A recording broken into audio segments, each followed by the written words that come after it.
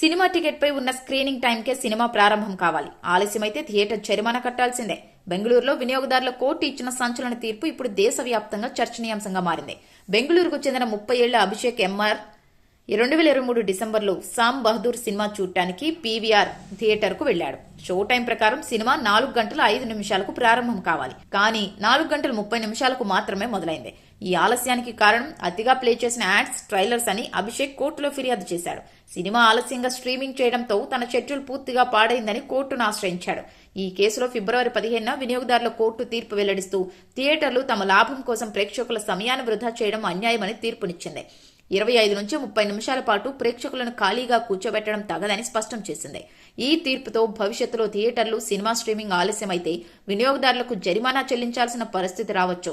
ఇకపై టికెట్ పై ఉన్న షో టైంకు సినిమా మొదలు కాకపోతే ప్రేక్షకులు న్యాయపరమైన చర్యలు తీసుకునే అవకాశం ఉంది.